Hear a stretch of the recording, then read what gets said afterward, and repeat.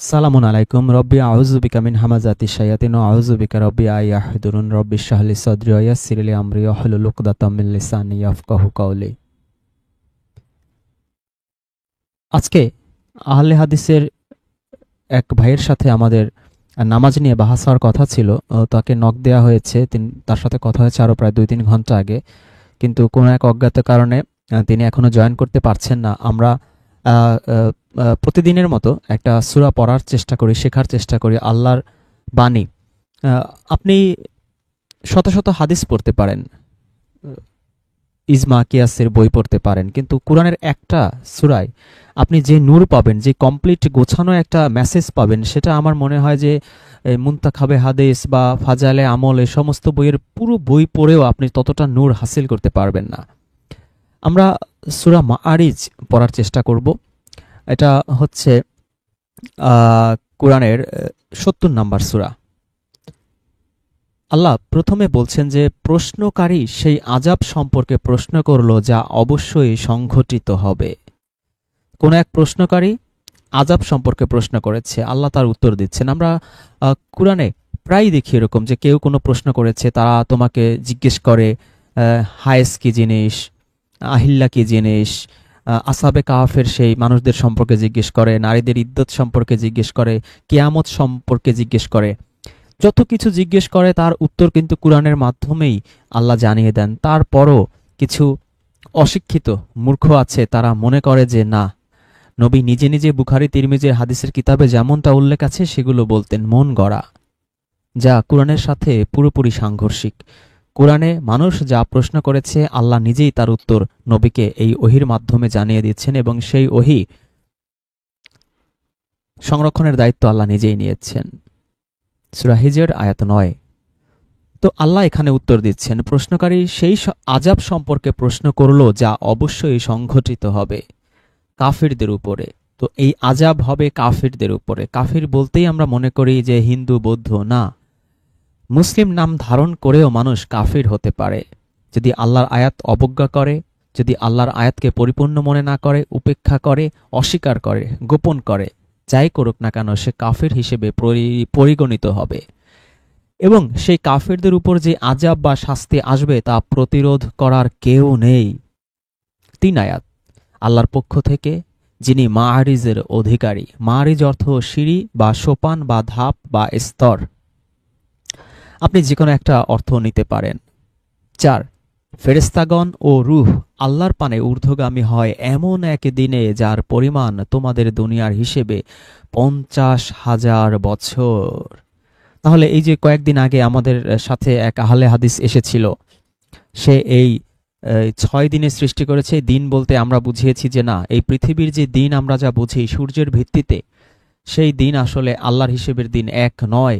যেই ৬ দিনে আল্লাহ সমগ্র বিশ্বজাহান সৃষ্টি করেছেন সেই দিন মোটেই আমাদের এই ২৪ ঘন্টার দিনের হিসেব নয়, বা সূর্যের হিসেবই নয়, সেটা অন্য হিসাব। সেই হিসেবে একমাত্র আল্লাহ রাব্বুল আলামিন জানেন। তো আল্লাহ বলছেন আল্লাহর কাছে সেই এক দিন হচ্ছে আমাদের কাছে যে দুনিয়ার হিসেব আমরা করি সেই হিসেবে ৫০,০০০ বছর। তার মানে এই দিন আসলে সেই দিন নয়, ডে নয় বা 24 আওয়ার্স নয়, সেটা অন্য এক হিসেব। তার মানে একটা স্টেপ বা একটা ধাপ বা একটা নির্দিষ্ট একটা টাইম কাউন্ট আল্লাহ এখানে করছেন। তো এই এই আল্লাহর কাছে যে এই হিসেব, এই হিসেবটা আমরা আরও পাবো ২২ নম্বর সূরার ৪৭ নম্বর আয়াতে যদি আমরা যাই, সেখানেও আমরা এই হিসেবটা পাবো। আমরা একটু ২২ নম্বর সূরার ৪৭ নম্বর আয়াতটা একটু পড়ার চেষ্টা করি। ২২ নম্বর সূরা হচ্ছে সূরা হজ। সূরা হজের ৪৭ নম্বর আয়াতে যদি আমরা যাই, আমরা আরও একটা ইনফরমেশন পাবো আল্লাহর এই দিনের হিসেবে। আল্লাহ বলছেন, তারা তোমাকে তাড়াতাড়ি শাস্তি এনে দিতে বলে। আবারও দেখতে পাচ্ছি আমরা যে এই যে যারাই আল্লাহ রাসূলকে কোনো প্রশ্ন করতেন, সেটা পৌত্তলিকরা হোক, ইহুদিরা হোক, খ্রিস্টানরা হোক, এনিবডি, ইভেন মুমিন মুসলিমরা হোক, তার উত্তর আল্লাহ এই কোরআনের মাধ্যমেই দিচ্ছেন। তারা তোমাকে তাড়াতাড়ি শাস্তি এনে দিতে বলে, অথচ আল্লাহ কখনোই নিজ ওয়াদা ভঙ্গ করেন না। নিশ্চিত জেনে রেখো, তোমার প্রতিপালকের কাছে একদিন তোমাদের গণনার 1000 বছরের সমান। তাহলে দেখলাম যে এই শাস্তির ক্ষেত্রে যে দিনটার হিসাব সেটা আবার অন্যরকম। এখানে 50,000 নয়, এখানে আবার হচ্ছে 1000 বছরের সমান। সুতরাং আল্লাহর যে হিসেব কাউন্টিং সেটা যে কি আমরা জানি না। ইভেন আমরা এরকম আয়াত পড়েছি যেখানে বলা হয়েছে যে পৃথিবীতে তোমরা কত সময় ছিলে, তারা বলবে যে 1 সকাল অথবা 1 বিকেল। আর এখানে আমরা দেখলাম 1000 বছর। এরপর আমরা আরেকটা আয়াত দেখবো, সেটা হচ্ছে 32 নাম্বার সূরা এর 5 নাম্বার আয়াত। সেখানেও আমরা আরেকটা দিনের হিসেব পাবো। সেই হিসেবটা হচ্ছে আকাশ থেকে পৃথিবী পর্যন্ত প্রতিটি কাজের ব্যবস্থাপনা তিনি নিজেই করেন। আকাশ থেকে পৃথিবী পর্যন্ত প্রতিটি কাজের ব্যবস্থাপনা তিনি নিজেই করেন। এখানে যদিও পৃথিবী শব্দটা অনুবাদে তারা করেছেন, কিন্তু বেসিক্যালি আসলে আর্থ শব্দের অর্থ পৃথিবী দেয়া সমীচীন নয়। সেটা আমাদের পূর্ণাঙ্গ অনুবাদ যখন বের হবে আমরা সেটা নিয়ে আলোচনা করব ইনশাল্লাহ, যদি আল্লাহ রাব্বুল আলামিন তৌফিক দেন। তো এখানে বলা হচ্ছে, আমরা যেটা আছে সেটাই অন্তত পড়ি, যে আকাশ থেকে পৃথিবী পর্যন্ত প্রতিটি কাজের ব্যবস্থাপনা তিনি নিজেই করেন। তারপর সে কাজ এমন এক দিনে তার কাছে উপরে পৌঁছে তোমাদের গণনা অনুযায়ী যার পরিমাণ 1000 বছর। আমরা আবারও দেখলাম যে আমরা যে হিসেবে দিন তারিখে হিসেব করি, আল্লাহর হিসেব কিন্তু নট লাইক দ্যাট। পুরোপুরি ভিন্ন আঙ্গিকের একটা হিসেব আল্লাহ এখানে করছেন। আমরা 10 নম্বর আয়াত যদি পড়ি একই সূরার, সেখানে আমরা আরও একটা ইনফরমেশন পাবো। সেখানে আল্লাহ বলছেন যে তারা বলে, আমরা যখন মাটিতে মিশে হারিয়ে যাব তখনই কি আমরা এক নতুন জন্ম লাভ করব? প্রকৃতপক্ষে তারা তাদের প্রতিপালকের সঙ্গে মিলিত হওয়াকে অস্বীকার করে। এখানে আমরা দেখতে পাচ্ছি অনেকটা এথিস্টদের মতো কথা এখানে বলা হচ্ছে। 78 নম্বর সূরার 38 আয়াতে যদি আমরা যাই, সেখানে মানে সূরা নাবায়, সেখানে আমরা আরেকটা ইনফরমেশন পাবো। সেই ইনফরমেশনটা আমরা একটু দেখে আসি। আল্লাহ বলছেন, যেদিন রূহ ও ফেরেশতাগণ সারিবদ্ধ হয়ে দাঁড়াবে সেদিন দয়াময় আল্লাহ যাকে অনুমতি দেবেন সে ছাড়া কেউ কথা বলতে পারবে না এবং সে বলবে সঠিক কথা। তো এই যে বলছেন সেই দিন, তো সেই দিন হচ্ছে আমরা যদি 24 ঘন্টার হিসেব করি, সেই হিসেব যদি আমি করে থাকি আমি বোকার স্বর্গে বাস করছি। তো রূহ আর ফেরেশতারা সারিবদ্ধ হয়ে দাঁড়াবে। এখানে আমরা আরেকটা জিনিস পরিষ্কার হলাম যে রূহ আর ফেরেশতা, আমরা তো রূহ বলতে রুহুল কুদ্দুস, রুহুল আমিন কোরআনে আছে সূরা শুআরায়। তো আমরা মনে করি রুহু আর রুহুল কুদ্দুস যে তিনিও জিব্রাইল ফেরেশতা বলে ফেলি আমরা। বেসিক্যালি হি ইজ নট ফেরেশতা, তিনি ভিন্ন একটা এন্টিটি। ফেরেশতা ডিফারেন্ট জিনিস আর এই রূহ বা জিব্রাইল ভিন্ন একটা জিনিস, কিন্তু আমাদের মোল্লারা তো বোঝায় একই জিনিস। একই জিনিসই হতো, যদি হতো তাহলে নিশ্চয়ই এতে আল্লাহ আলাদাভাবে উল্লেখ করতেন না, যেটা আমরা সূরা মারিজেও দেখলাম রূহ আর ফেরেশতা আল্লাহ ডিফারেন্টলি উল্লেখ করেছেন। এখানেও আমরা দেখলাম যে রূহ আর ফেরেশতা এই দুটো এন্টিটিকে আল্লাহ ভিন্নভাবে উপস্থাপন করেছেন। আমরা যদি আরও একটা সূরা দেখি সেখানেও আমরা পরিষ্কার বুঝতে পারবো যে এই রূহ আর ফেরেশতা মোটেই ভিন্ন জিনিস নয়। যদিও রূহ দিয়ে জিব্রাইলকে বোঝানো হয়, আবার একই সাথে আদমের মধ্যে আল্লাহ রূহ ফুঁকে দিয়েছেন, নিশ্চয়ই জিব্রাইলকে ফুঁকে দেননি। সেই রূহ আবার ডিভাইন এনার্জি, সেটা ভিন্ন বিষয়। আবার আমাদের প্রত্যেকটা মানুষকে যখন আমরা মায়ের পেটে থেকে আমাদের মধ্যেও রূহ ফুঁকে দেয়া হয়। তো এই রূহের 6 ধরনের অর্থ আছে, যেটা নিয়ে আমরা আলাদা ভিডিও করেছি, আলাদা আমাদের আর্টিকেলস আছে, সেটা আপনারা দেখলে এই রূহ সম্পর্কে মোটামুটি 100% তো বোঝা সম্ভব না, কারণ আল্লাহ বলেছেন সূরা বানী ইসরাঈলে যে তারা তোমাকে জিজ্ঞেস করে রূহ জিনিস, তুমি বলে দাও রূহ হচ্ছে আল্লাহর একটা আদেশ। সুতরাং তারপরে আয়াতের শেষ অংশে বলা হচ্ছে যে আমি মানুষদের খুব কম জ্ঞান দিয়েছি। সুতরাং এত অল্প জ্ঞান নিয়ে যেহেতু আল্লাহ দেনইনি, আমরা পরিপূর্ণভাবে তো বুঝতে পারবো না, তারপরও মোটামুটি একটা ধারণা আমরা পেতে পারবো যদি সেই আর্টিকেলটা পড়েন অথবা সেই ভিডিওটা দেখেন। আমরা সর্বশেষে যাব 97 নাম্বার সূরা। এখানে 4 নাম্বার আয়াতে যদি আমরা যাই, আমরা দেখব যে এখানে বলা হচ্ছে যে সেই রাত্রিতে ফেরেশতাগণ ও রূহ অবতীর্ণ হয় প্রত্যেক কাজে তাদের প্রতিপালকের অনুমতি ক্রমে। এখানেও আমরা দেখলাম ইন্টারেস্টিংলি ফেরেশতা এবং রূহ এই দুটো এন্টিটিকে আল্লাহ ডিফারেন্টলি এখানে উপস্থাপন করেছেন। তার মানে এই রূহ আর ফেরেশতা মোটেই এক জিনিস নয়। আমরা শুরু করেছিলাম সূরা মারিজের ৩ নম্বর আয়াত দিয়ে, যেখানে বলা হয়েছিল যে ফেরেশতা এবং রূহ আল্লাহর কাছে পৌঁছায় তোমাদের হিসেবে ৫০,০০০ বছর সময় লাগে। আর এখানে আমরা দেখলাম পুরোপুরি উল্টো জিনিস।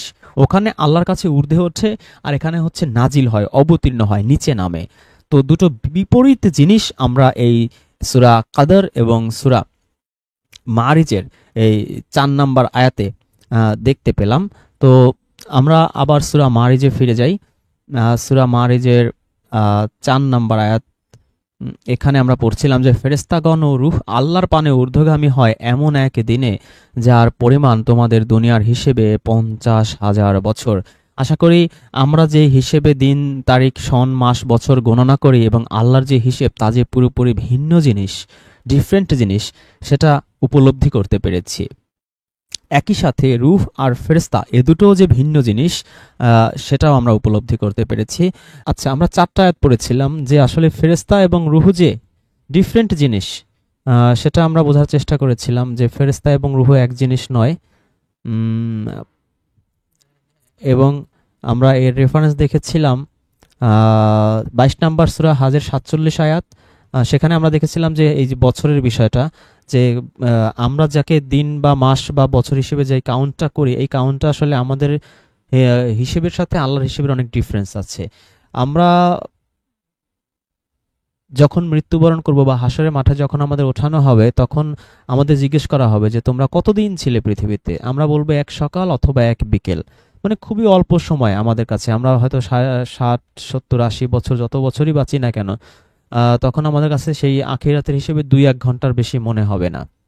এরপরে ৫ নম্বর আয়াতে আল্লাহ বলছেন সুতরাং ধৈর্য ধারণ করো, স্নিগ্ধ সুন্দর ধৈর্য। তো এখানে আল্লাহ সেই মেবি আমার আরবিটা এখন মানে ইনস্ট্যান্টে মনে নাই, আচ্ছা একটু দেখে নেই আল্লাহ রাব্বুল আলামিন এখানে আরবিটা কি ব্যবহার করেছেন।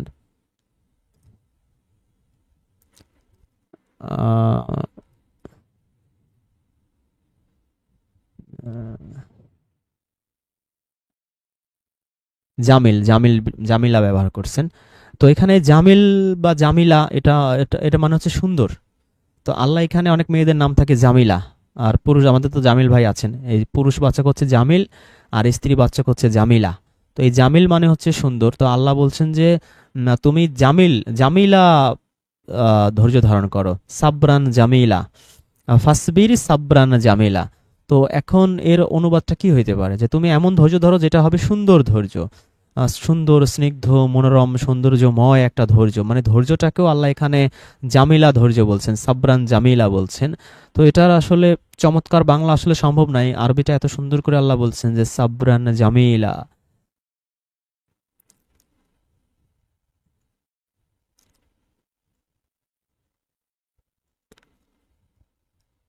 এরপরে ৬ নম্বর আয়াতে আল্লাহ বলছেন তাদের দৃষ্টিতে সে জিনিস অনেক অনেক দূরে।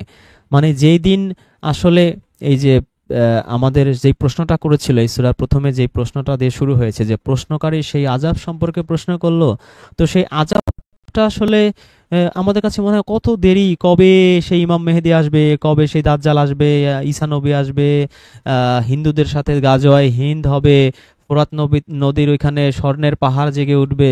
তো বহু দেরি আছে, বহু দেরি। তো আল্লাহ এইরকমটাই বলছেন যে তাদের দৃষ্টিতে সে জিনিস অনেক অনেক দূরে, কিন্তু আমার দৃষ্টিতে যে তা খুবই কাছে। তো সেদিনে আরেকটু ডিটেলস বর্ণনা আল্লাহ এখানে দিচ্ছেন যে সেদিন আসমান হয়ে যাবে গলিত ধাতুর মতো। তো আমরা কোরআনেই পড়েছি যে সমগ্র বিশ্বজগৎ সমস্ত কিছু ধ্বংস করে আল্লাহ তখন বলবেন যে কে আছে আজ, আল্লাহ ছাড়া কেউই থাকবে না। তো সবকিছু কি কেমন ধ্বংস হবে, একেবারে গলিত ধাতুর মতো গলে গলে সবকিছু পড়বে। আর পাহাড় পর্বতগুলো হবে রঙিন পশমের মতো। রঙিন পশম যেমন উড়ে উড়ে যায়, পাহাড় পর্বতগুলো ওরকম উড়ে উড়ে যাবে, উড়তে থাকবে। মানে এত ভয়ঙ্কর একটা অবস্থার সৃষ্টি হবে। ১০ নম্বর, সেই ভয়ঙ্কর অবস্থা এবার আবার আল্লাহ রাব্বুল আলামিন আমাদের পার্সোনাল দিকে ইন্ডিকেট করছেন, যে সিচুয়েশনটা আগে একটা আবহ ক্রিয়েট করেছেন, আমাদের জাস্ট ভিজুয়ালাইজ যাকে বলে ভিজুয়ালাইজেশন করেছেন যে সিনারিটা কেমন হবে। এবার ওইরকম ভয়ঙ্কর অবস্থায় আমাদের কি হবে। আল্লাহ বলছেন কোনো অন্তরঙ্গ বন্ধু আরেক বন্ধুকে কোনো কথাই যে জিজ্ঞেস করবে না, যে জানে জিগার দোস্ত, ইংরেজিতে হিন্দিতে বলে জানে জিগার দোস্ত, মানে কলিজার টুকরা বন্ধু, বন্ধু বান্ধবী থাকে না, তো আল্লাহ এখানে বলছেন যে কোনো অন্তরঙ্গ বন্ধু, কোনো জানে জিগার দোস্ত, একেবারে বেস্ট ফ্রেন্ডস কোনো কথাই যে জিজ্ঞেস করবে না। বন্ধুকে না দেখলে ঘুম হয় না, কতদিন বন্ধুর সাথে দেখা নাই, কলিজার টুকরা বন্ধু, আহ, বন্ধুকে পেলে একেবারে কত কথা জমে আছে, সব ভেঙে ভেঙে খুলে খুলে তাকে বলবো, বন্ধুর সাথে শেয়ার করব। শেয়ার না করতে পারলে অনেকে অনেকে আছে আমাদের পেটের ভাতও হজম হয় না, বন্ধুকে এটা জানাইতে পারে নাই। স্কুল কলেজ লাইফে অনেকেরই এই সমস্যাটা হয়েছিল। এখন হয়তো অনেকে যারা বড় হয়েছে প্রফেশনাল লাইফে এটা হয় না, যে কত কথা জমে থাকে বন্ধুকে বলার। আল্লাহ এখানে সেই হাসরের দিনের ভিজুয়ালাইজেশনে বলছেন যে কোনো অন্তরঙ্গ বন্ধু আরেক বন্ধুকে কোনো কথাই জিজ্ঞেস করবে না, খবরও নেবে না, কিচ্ছু জিজ্ঞেস করবে না, বন্ধু কেমন আছো, খাইছো কিনা, এতদিন দেখি না কেন, এমন ভয়ঙ্কর অবস্থা হবে, খবর নেয়ারও ইচ্ছে করবে না যে বন্ধু কেমন আছিস। 11 নাম্বার, যদিও তাদের পরস্পর পরস্পরকে দেখানো হবে, এমন না যে বন্ধু আরেক বন্ধুকে দেখতেছে না এই জন্য খোঁজ খবর নিচ্ছে না। আল্লাহ বলছে পরস্পর পরস্পরকে দেখানো হবে, একজন আরেকজনকে দেখতে পারবে সামনাসামনি, তারপরও খবর নেবে না। কি কঠিন ভয়ঙ্কর দিন আসবে আমাদের সামনে, অর্থাৎ সবাই সবাইকে দেখলেও কেউ কারো খোঁজ খবর নেবে না। অপরাধী সেদিন শাস্তি থেকে বাঁচার বিনিময়ে দিতে চাইবে নিজের সন্তান সন্ততিকে। যেই কলেজার টুকরা সন্তানের জন্য, ছেলের জন্য, মেয়ের জন্য লক্ষ লক্ষ কোটি কোটি টাকা ঘুষ খাইতেছেন, ভেজাল দিতেছেন, কম কম দামের জিনিস বেশি দামে বিক্রি করে বেশি বেশি লাভ করতেছেন, গলা কাটা দাম রাখতেছেন, পচা মাছ বিক্রি করতেছেন, 200 টাকার জিনিস 500 টাকা 1000 টাকায় বিক্রি করতেছেন, মানুষের জমি জমা জাল দলিল করে ভুয়া দলিল করে ঠকিয়ে খাচ্ছেন। কি লাভ? এই সন্তান সন্ততির জন্য, তাদের সুন্দর ভবিষ্যতের জন্য এত কিছু করছেন, হাসরের মাঠে এমন অবস্থা হবে, এই সন্তান কি আপনি কোরবান দিতে চাইবেন যে আল্লাহ ওকে ওকে কোরবান দিয়ে দিলাম? এইটা সন্তানের জন্য আমি জীবনে কত কষ্ট করছি, কত কিছু করছি, মাথার ঘাম পায়ে ফেলছি, রক্ত পানি করে তাকে বড় করছি, সেই এত প্রিয় এত ভালোবাসার সন্তানকেও আপনি তখন দিতে চাইবেন শাস্তি থেকে বাঁচার জন্য বিনিময়ে। কি ভয়ঙ্কর একটা সিনারিও আমরা দেখতে পাচ্ছি, আল্লাহ ভিজুয়ালাইজ করে দিয়েছেন। তো এখানে আরবি যেটা আছে সেটা হচ্ছে ফিদিয়া। ফিদিয়া শব্দটা আমরা এই রোজার মধ্যে পেয়েছিলাম, সূরা বাকারা যখন আমরা অনুবাদ করেছি, আমরা অবশ্য সেই সূরা বাকারা এখনো পড়া হয়নি, সেখানেও ফিদিয়া আছে। আমরা কিছুদিন আগে দেখেছিলাম জামাত ইসলামের এক আমির, তিনি রোজা কেন রাখেনি, এক লোককে, বৃদ্ধ লোককে কানে ধরাইছেন, মানে জোর করে রাখতেই হবে নইলে কান ধরে উঠবস করানো হবে। অথচ আল্লাহ কত চমৎকার সিস্টেম দিয়েছেন, যদি তুমি রাখতে না পারো ফিদিয়া দিয়ে দিবা, এটার বিনিময় আছে তো, একজনকে অনাহারী মানুষকে খাইয়ে দেবা। সেটা করতে পারলে আসলে কত মানুষের যে মুখে ভাত ভাত জুটতো, দুবেলা পেট ভরে খেতে পারতো, সেটা তো করা হয় না, জোর জুলুম করে এই রোজা মানুষকে রাখাইতে হবে। অথচ আল্লাহ যে সিস্টেমটা দিয়েছিলেন যে আপনার গ্রামে 1000 মানুষের বাস, 500 মানুষ রোজা রাখতে পারছে, 500 মানুষ রাখতে পারতেছে না, কেউ চাকরিজীবী বা কেউ শ্রমজীবী, কারো শরীরে শারীরিক অসুস্থতা আছে, কোনো সমস্যা নেই, তো তুমি একদিনের খাবার দিয়ে দাও। আপনি নিয়ত করেছেন 30টা রোজা রাখবেন, 30টা রোজায় আপনি ধরেন 10,000 টাকা দিয়ে দিলেন, যে একটা মানুষের 3 বেলা খেতে তার 300 টাকা লাগতে পারে, ভালো মতো খাইতে পারবে 300 350। তো এরকম যদি আপনি 10,000 টাকা দিয়ে দেন 30টা রোজার বিনিময়ে, দ্যাটস এনাফ। 500 মানুষ এমন 10,000 টাকা করে দিলে 10 লাখ টাকা হয়ে যাইতেছে, 10 লাখ বা 1 কোটি টাকা হইতেছে। তো 1 কোটি টাকা যদি গ্রামের একটা ফান্ডে থাকে, যে গ্রামের যে কোনো বিপদ আপদ, কালভার্ট লাগতে পারে, সাঁকো লাগতে পারে, ঝড় জলোচ্ছ্বাসে গরিবদের সহায়তা লাগতে পারে, গ্রামে হইতে পারে একটা মেয়ে হঠাৎ বিধবা হয়ে গেছে, তাকে তাকে আমরা টেক কেয়ার করতে পারবো। গ্রামে কার কার অবস্থা খুব খারাপ, তাকে আমরা ছোট্ট একটা মুদির দোকান করে দিই, ছোট্ট একটা ব্যবসা প্রতিষ্ঠান করে দিই, কত মানুষের উপকার করা সম্ভব। আল্লাহর কত চমৎকার সিস্টেম, কিন্তু আমরা সেটা করি না, আমরা কান ধরিয়ে জোর জুলুম করিয়ে তারপর তাকে দিয়ে রোজা রাখাবো। অথচ আল্লাহর সিস্টেম যদি আমরা মানতাম, শুধু এই রমজান মাসের রোজার টাকা দিয়েই, এই ফিদিয়ার টাকা দিয়েই একটা গ্রাম চেঞ্জ হয়ে যাইতো 2 বছরের মধ্যে। কিন্তু কোরআন থেকে তো আমরা 1000 মাইল দূরে। এনিওয়ে, এরপর আল্লাহ বলছেন 12 নম্বর আয়াতে, আর তার সঙ্গী সাথী মানে স্বামী বা স্ত্রী এবং নিজের ভাই বোনদেরকেও। তো শুধু যে সন্তান নিজের সন্তানকে দিতে চাইবে যে আল্লাহ এই ভয়ঙ্কর জাহান্নামের শাস্তি, ওরে আল্লাহ রে, এইটা থেকে আমি বাঁচতে চাই, আমার এই সন্তানকে, ছেলে আদরের ছেলে মেয়েকেও দিয়ে দিলাম, এরে জ্বালায় মারো, অথবা আমার স্বামীকে দিয়ে দেবো বা আমার স্ত্রীকে দিয়ে দিতে চাইবো, যে নাও আমার বউরে নিয়ে যাও বা এই স্বামীকে নিয়ে যাও। যে ভাই বোনের জন্য কত মানুষ আছি আমরা, ভাই বোনকে একটু ভালো করার জন্য, তাদের ভবিষ্যৎটা গড়ার জন্য কত কষ্ট করি, মাথার ঘাম পায়ে ফেলি, অনেক সময় হারামও ইনকাম করি তাদের ভালোর জন্য। ভাই বা বোন একটা জিনিস চাইছে, তো ওটা আমার কাছে নাই, অনেক কষ্ট করে বা অনেক সময় হারাম হারাম উপার্জন করে হলো তাদের মনের সেই স্বপ্নটা বা মনের যে আশা আকাঙ্ক্ষা বা যে ডিমান্ডটা থাকে, ভাই আবদার থাকে, যে আবদার করে যে ভাই এটা আমার লাগবে, আমরা দেই। কিন্তু সেই দিন এই কলিজার টুকরা ভাই বোন, স্বামী স্ত্রী, সন্তান সন্ততি পর্যন্ত আমরা দিয়ে দিতে চাইবো, এত কঠিন একদিন আসছে। আর পরিবার পরিজন স্বজন যাদের সাথে সে বাস করেছে, যাদের সাথে আমরা বাস করি, আমাদের স্বজন থাকে, দাদা থাকে, দাদি থাকে, নানা থাকে, নানি থাকে, ফুফু ফুফি, মামা মামি, চাচা চাচি, কত আত্মীয় স্বজন, আমাদের কাছের মানুষজন, সবাইকে দিয়ে দিতে চাইবো, সবাইকে। অনেকে থাকে না যে আহ, বংশের মধ্যে একজন থাকে অনেক টাকাওয়ালা, সে সবাইকে টেক কেয়ার করে, সবাইকে হেল্প করে, সবকিছু, সবাইকে ভালোবাসে। সে এত ভালোবাসার মানুষজন সবাইকে সে দিতে চাইবে, এমন কঠিন দিন আসছে। তো 10, 11, 12, 13 এই চারটা আয়াত আমার মনে হয় যে আমাদের প্রত্যেক দিন অন্তত ঘুম থেকে উঠে এই চারটা আয়াত আগে পড়া দরকার, যে কোথায় আছি আর কোথায় যাব, কি নিয়ে পড়ে আছি, কে আমার আপন, কার জন্য এত কষ্ট করতেছি, কার জন্য মাথার ঘাম পায়ে ফেলতেছি, কার জন্য ঘুষ খাইতেছি, কারে ভালো রাখার জন্য সুদ খাইতেছি, কারে ভালো রাখার জন্য আমি মানুষকে ঠকিয়ে খাচ্ছি, টাকার পাহাড় করতেছি, কাদের ভবিষ্যতের জন্য, কিরা কারা, কাল হাসরের মাঠে এরা কি উপকারে লাগবে। অথবা এদেরও বোঝা দরকার যে যারা আমার জন্য এত কিছু করছে, কালকে তারা আমাকে এই আগুনে ধাক্কা মেরে ফেলতে চাইবে, যে তুই আগে মর, আমি বাঁচি। 14 আয়াতে আল্লাহ বলছে, দুনিয়া জাহানের বুকে যত লোক আছে তাদের বিনিময়ে সে নিজেকে আযাব থেকে মুক্ত করতে চাইবে, এত কঠিন দিন ওয়েটিং ফর আস।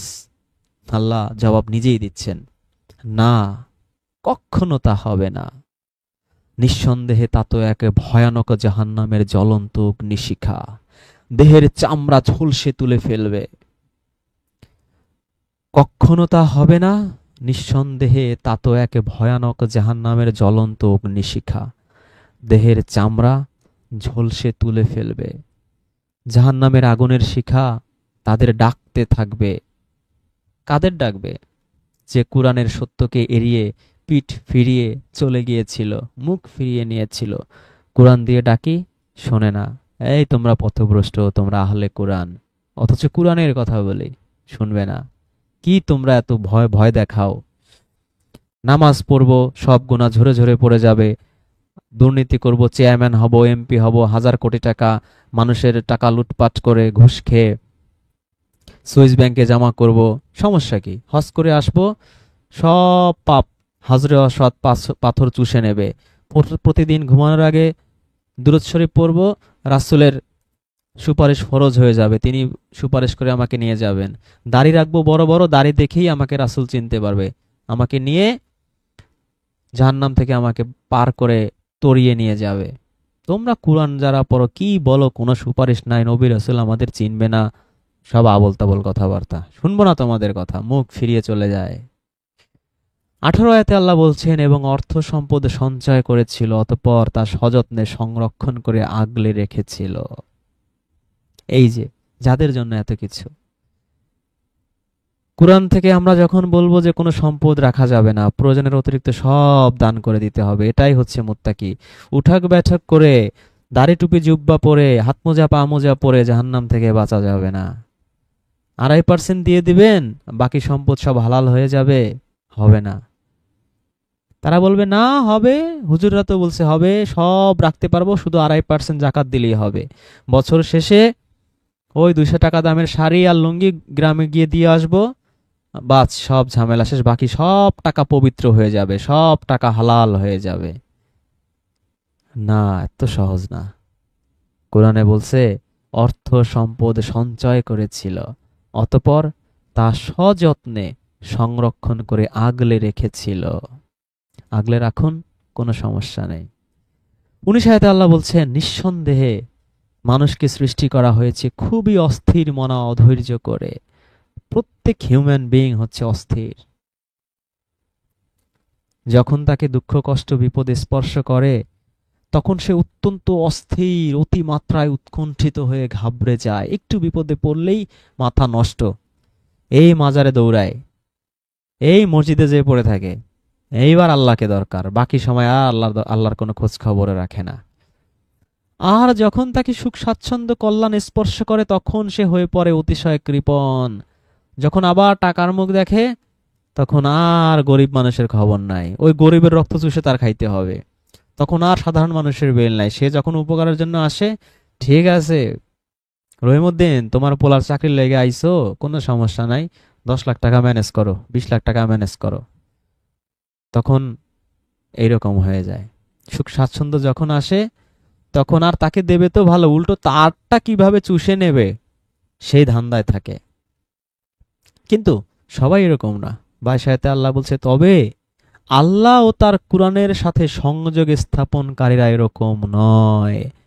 যার সম্পর্ক, যার রিলেশন, যার কানেকশন, যার লিংক থাকে আল্লাহর সাথে, আল্লাহর কুরআনের সাথে, আল্লাহর বাণীর সাথে, তারা এরকম না।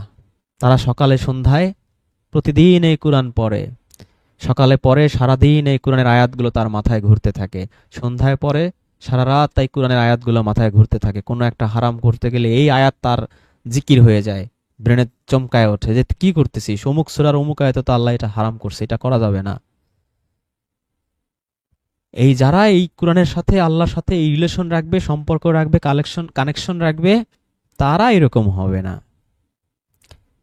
তারা যারা তাদের সংযোগে সদা নিষ্ঠাবান, নিয়মিত নিষ্ঠাবান, প্রত্যেক দিন সকালে সন্ধ্যায়, সকালে সন্ধ্যায় আল্লাহর কুরআন না পড়লে তার শরীর অস্থির হয়ে যায়, মাথা হ্যাং হয়ে যায়, কিছু ভাল লাগে না।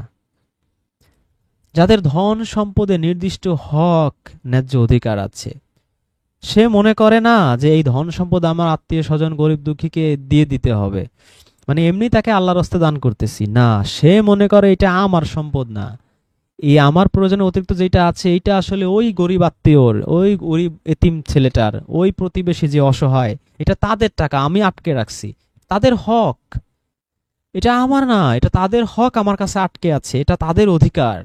তারা আমার করুণা চায় না, দয়া চায় না, তাদের অধিকারের টাকা তারা আমার কাছে চায়। তারা মনে করে আমার এই ধন সম্পদে এই গরিব মানুষের নির্দিষ্ট হক রয়েছে। কাদের কাদের? সাহায্য প্রার্থী ও বঞ্চিতদের। যারা সাহায্য চায় এটা তাদের হকের টাকা, তাদের পাওনা টাকা, এটা আমার না। আমি করুণা করার কে? করুণা তো করবে আল্লাহ রাব্বুল আলামিন। যারা বঞ্চিত, যারা সত্যিকারের দিন বা বিধান কায়েম দিবসকে সত্য বলে জানে, এই দুনিয়ার বুকে দিন কায়েম হবে না। এই আকিমুদ্দিন বলে যতই আমরা গলা ফাটাই, আল্লাহর বিধান এই দুনিয়ায় কায়েম হবে না। আল্লাহর কথা কেউ শুনবে না। শুনতে পারে অল্প কিছু, হাতে গোনা গুটে কয়েক। সূরা ইউসুফের 103, 106 আয়াতে আল্লাহ বলছেন, অল্প কিছু মানুষই আল্লাহর কথা শুনবে। আল্লাহর বিধান এই দুনিয়ায় কখনোই কায়েম হবে না। কায়েম হবে সেই হাসরের মাঠে। আল্লাহ যা বলবে তাই। যারে বলবে দাঁড়ায় থাক, সে দাঁড়ায় থাকবে। যারে বলবে বস, সে বসে থাকবে। যারে বলবে এই শিকল বাইন্ধা ওকে জাহান্নামে টাইনে টেনে নিয়ে যা, সে যাইতে বাধ্য। কারো মাস্তানি সেদিন চলবে না। সেদিন কোথায় থাকবে ফেরাউন, কোথায় থাকবে নমরুদ, কোথায় থাকবে শেখ হাসিনা, কোথায় থাকবে তারেক জিয়া, কোথায় থাকবে হুসেন এরশাদ, কোথায় থাকবে আইয়ুব খান, কারো আইন চলবে না, কারো বিধান চলবে না, কারো অর্ডার চলবে না। কোনো মাস্তান পাতি নেতা, কোনো রাষ্ট্রপ্রধান, কোনো হিরো, কোনো ভিলেন, কোনো কোটিপতি, কোনো বিজনেস ম্যাগনেট, কারো কোনো বিল থাকবে না, কারো কথা সেদিন চলবে না। সত্যিকারের বিধান, সত্যিকারের দিন কায়েম হবে সেই হাসরের মাঠে। আর যারা তাদের রবের শাস্তি সম্পর্কে ভীত, সন্ত্রস্ত, কম্পিত, রবের শাস্তি যে কি ভয়ঙ্কর আমরা একটু আগে দেখলাম 10, 11, 12, 13 আয়াতে, এটা মনে পড়লে তাদের হাত পা কাঁপে। আমাদের তো কোনো ভয়ই নেই। ভয় থাকবে কেন? মুসলিমের ঘরে জন্মাইছি, একবার লা ইলাহা ইল্লাল্লাহ পড়ছি, আমার আর ঠেকায় কে? আমি দাঁড়িয়ে রাখবো, আর একটু বড় হইলে, আর একটু বয়স হইলে হজ করে আসবো, একেবারে দুধের শিশুর মতো নিষ্পাপ হয়ে যাব, আমাকে কে নেবে? তাছাড়া 3-4টা পীরের মুরিদ হইছি, একটা না একটাই তো আমার আমাকে ঘাড়ে করে নিয়ে জান্নাতে চলে যাবেই যাবে, সমস্যা কি? তাছাড়া এলাকায় একটা হাফিজিয়া মাদ্রাসা করছি, ওইখানে মোটামুটি 200-300 হাফেজ হয়ে বেরোইছে। এই সব হাফেজরা তো এদের অন্তরের মধ্যে তো কুরআন আছে, এদের তো কলব পচবে না, এদের রুহু পচবে না, এদের জান পচবে না, এরা তো নিশ্চিত 100% জান্নাতে যাবেই যাবে। তো এরা গেলে একজন 10 জন করে নিতে পারে, তা আমার লাইফে আমি 200 জনকে বানাইছি, তো 10 জন করে নিল, তো আমি তো ভাগে পড়বই, আমার কিসের ভয়?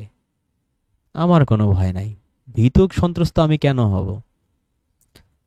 আল্লাহ বলছেন এর জবাবে 28 নম্বর আয়াতে, নিশ্চয়ই তাদের রবের শাস্তি থেকে কেউ নিরাপদ নয়, নোবডি ইজ সেফ। আল্লাহর ওলি গাউস কুতুব, বাবা দয়াল বাবা Bhandari, Dayal Baba Sureshwari, Dewanbagi Rajarbagi, nobody is safe, কেউ নিরাপদ নয়। আল্লাহর কথা বিশ্বাস করব না মোল্লার কথা? আর যারা তাদের লজ্জাস্থান বা গোপন অঙ্গের হেফাজত করে, সূরা আরাফে আল্লাহ বলছেন যে তোমাদের পোশাক আমি নাজিল করছি তোমাদের লজ্জাস্থান হেফাজত করার জন্য, লেবাস।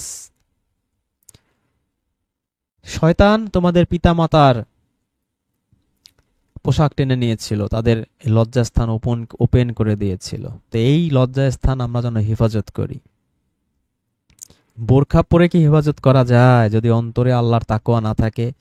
বোরখা পরাবেন, হাত মোজা, পা মোজা, ঠ্যাং মোজা, নাক মোজা, কান মোজা পরায়ও কোনো লাভ নাই যদি সে নিজে তার লজ্জাস্থান হেফাজত না করে। তো এই জন্য আল্লাহ বোরখার কথা এখানে বলেন নাই, আল্লাহ ডাইরেক্ট অ্যাকশনে চলে গেছেন। যে বা যারা এই লজ্জাস্থানের হেফাজত করে তারাই সেফ, তারাই সেফ থাকবে, এছাড়া আল্লাহর শাস্তি থেকে কেউই সেফ নয়। তবে নিজেদের জোড়া মানে স্বামী কিংবা স্ত্রী, ওখানে আজওয়াজ আছে আরবিটা, আজওয়াজ মানে হচ্ছে জোড়া, স্বামী কিংবা স্ত্রী অর্থাৎ যারা অঙ্গীকার সূত্রে তাদের অধিকারভুক্ত হয়েছে তারা ছাড়া। স্বামী স্ত্রী বিয়ের সময় তো অঙ্গীকার করি, জনম জনম তোমার সাথে আমি থাকবো, ভালো রাখবো। ইসে দেখা যায় না যে চৌধুরী সাহেব আপনার কন্যাকে আমার হাতে দেন, আমি সারা জীবন তাকে আগলে রাখবো, এক ফোঁটা চোখের পানি ঝরতে দেব না, কত অঙ্গীকার করে। বিয়ের সময় তো দেখা যায় স্বামী বা স্ত্রী দুজন দুজনকে ভালো রাখবে, সুখে রাখবে, 6 মাসের মাথায় মারামারি পিটাপিটি শুরু হয়ে যায়। যাই হোক, এখানে আল্লাহ বলছেন যে যারা অঙ্গীকার সূত্রে তাদের অধিকারভুক্ত হয়েছে তারা ছাড়া, তো এদের সাথে শুধু লজ্জাস্থান হেফাজত না করলে চলবে, তাহলে সেক্ষেত্রে তারা নিন্দনীয় হবে না। এর বাইরে যাবেন, খবর আছে, ওই হিল্লা বিয়ে, টিল্লা বিয়ে, মুতা বিয়ে সব ফাজলামি ছুটাই দেবে, তখন মোল্লাদের হাদিস তখন আর বেল থাকবে না। কিন্তু যে কেউ এর বাইরে অন্য কাউকে খুঁজবে তারাই সীমা লঙ্ঘনকারী। মানে খুঁজে ঘরে আনবেন তো দূরের কথা, আল্লাহর অ্যাকশন, ডাইরেক্ট অ্যাকশন। খুঁজলেই খবর আছে আপনার, যে আপনার স্ত্রী বাদে আপনি আরেকজনকে খুঁজবেন, খবর আছে আপনার। আপনি 4 বিয়ে করবেন, বহু দূরের ব্যাপার। আর যারা তাদের আমানত ও ওয়াদা রক্ষা করে, আমানত রক্ষা করতে হবে, ওয়াদা দিয়ে ওয়াদা রক্ষা করতে হবে। ওয়াদা রক্ষার তো আমরা কিছু মনেই করি না, ধুর এটা কোনো হইলে বলছি তা কি হয়েছে, ভুলে যাও। ওয়াদা করাই হয় ওয়াদা বরখেলাফ করার জন্য, একটা প্রবাদ প্রবচনও প্রচলিত আছে। কিন্তু যারা আল্লাহওয়ালা, এগুলো কোয়ালিটি। আর যারা তাদের সাক্ষ্য দানে ইনসাফের উপর সুদৃঢ়, অটল, অবিচল, যে সাক্ষ্য দান করবেন ইনসাফের উপর আপনি অটল থাকবেন, আর গুলি করে মেরে ফেললো সত্য কথা বলতে পিছপা হবেন না, সূরা নিসার 135-এ আছে, সূরা মায়দার 8-এ আছে, যে সাক্ষ্য দানে সুদৃঢ়, অচল, অবিচল।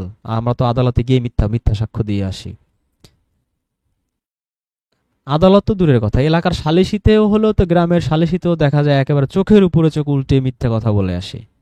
কিন্তু দেখা যায় পাক্কা মাওলানা, 2 হাত লম্বা দাড়ি, 3 হাত লম্বা জুব্বা, কিন্তু কথা বলে সব মিথ্যা কথা।